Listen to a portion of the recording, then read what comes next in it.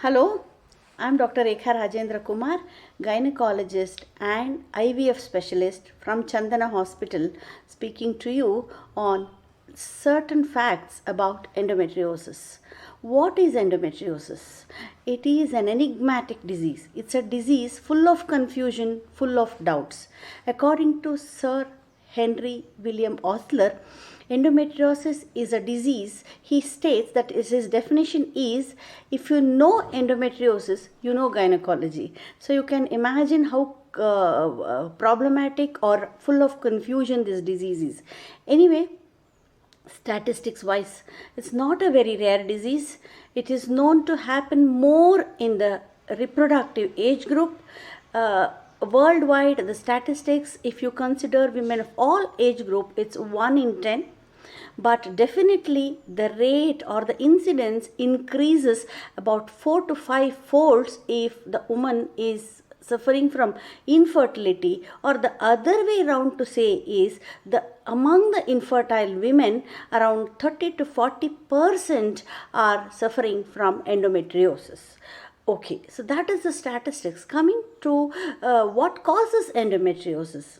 There are a lot many theories, be it Sampson's theory or the implantation theory or even the immunological problems or the immunological theory also has come to the forefront. Say like natural killer factors, VGEF are all the players here which modulate the immune mechanism of the body. There is something called inflammation in the pelvic organs or in the peritoneum that causes this problem.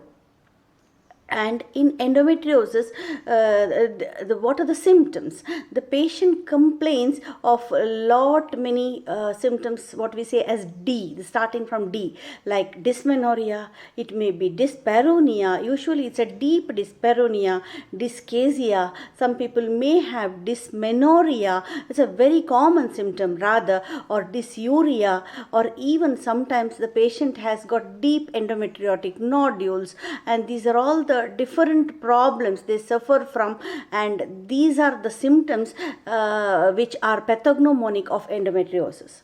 But remember that in certain cases there will be no symptoms except dull aching pain in the lower abdomen, or surprisingly sometimes, especially in cases of superficial endometriosis, there may be absolutely no symptoms. When the patient has walked into a clinic chamber complaining that she is infertile or not able to conceive, or some vague kind of back pain or pelvic pain, you may diagnose the problem, that is the endometriosis. Sometimes they just come with infertility, absolutely no symptoms whatsoever. So these are all the symptoms they suffer from. What do? How do you make a diagnosis? The diagnosis is from so many things what we do, like the blood test will not help us much, like CA125, that does not give much of help. What is the role of CA125 in case of endometriosis?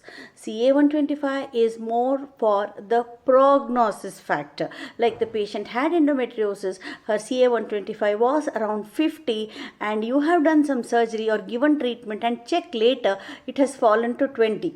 So that way it can prognosticate, but it cannot diagnose endometriosis. But invariably, usually it is little bit on the higher side, but not very high, unlike the ovarian serous malignancy.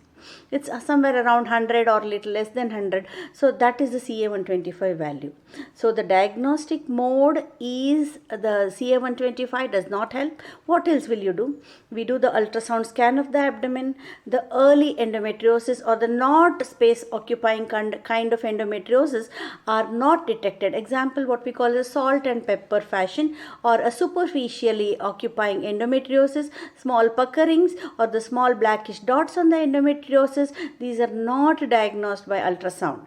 What does the ultrasound diagnose is the endometriosis, where there is a huge ovarian endometrioma. Huge means more than 2 centimeter or 1.5 and above kind of endometrioma, that is ovarian endometrioma, or the deep deep infiltrating endometriosis, where there is lot of additions or the anatomy is distorted, and that has caused like the distortion of the pelvic organs, like the tubo-ovarian relation is distorted, etc., etc. The adenomyosis is another thing that the ultrasound can diagnose. But the gold standard of diagnosis is by laparoscopy. It is a diagnostic laparoscopy that helps us to make the diagnosis of endometriosis, be it a very mild endometriosis or an advanced endometriosis, deep infiltrating endometriosis or ovarian endometrioma, putting a small scope, that is a 5 mm scope. There is a diagnostic histolaparoscope.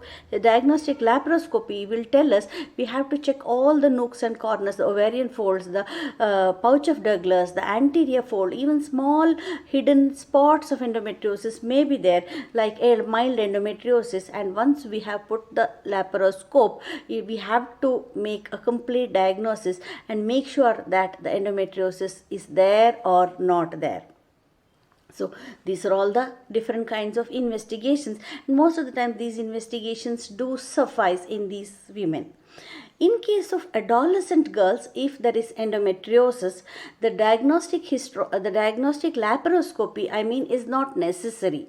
According to many papers, they say if the patient has typical symptom of dysmenorrhea, symptoms more towards congestive dysmenorrhea, or if that girl has a kind of dull lower abdominal pain, and if the sonography shows some evidence or no evidence, and you give her treatment for endometriosis and her symptoms recede.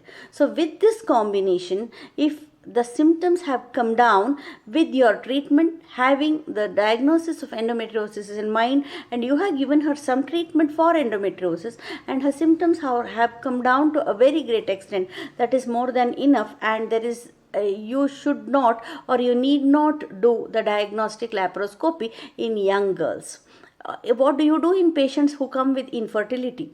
Of course, these are the women who have to be advised to hasten their treatment to get pregnant, because all of us know that in endometriosis, the fertility falls to a very great extent because the ovaries are involved, the uterus is involved, the endometriosis is not so good, the fallopian tubes are not good, maybe the hydrosalpinx is formed in the fallopian tubes, or the endothelial damage inside the tubes has happened, the ovary produces not good quality for follicles, no good eggs we retrieve, top quality embryos are not formed, the implantation in the endometrium is not so conducive for pregnancy, etc., etc. And these are all the contributing factors which make the fertility fall to a very great extent in these women who suffer from endometriosis. So it is our duty to tell them that try to conceive earlier, get the help of the fertility specialist.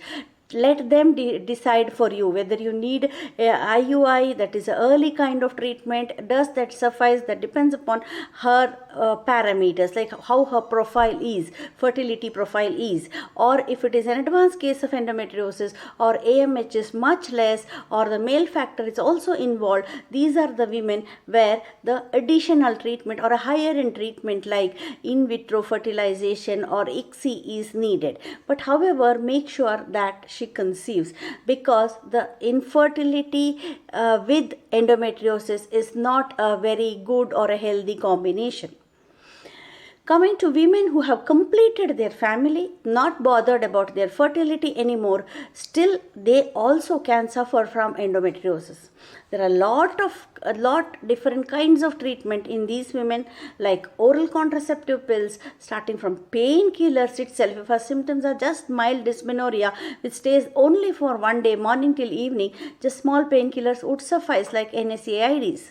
or sometimes we may have to give the oral contraceptive pills or only progesterone pills. Sometimes we may have to give the Dienogest tablets, which are acyclically we give, or sometimes the LNG IUCD may be necessary, or even the long agonists like leuprolide may be necessary. So all these are the different kind of drugs. There are lot many drugs like the progesterone receptor modulators, estrogen receptor modulators, the mifepristone, a lot many drugs in the basket of endometriosis treatment. That is a medical treatment as well as surgical treatment.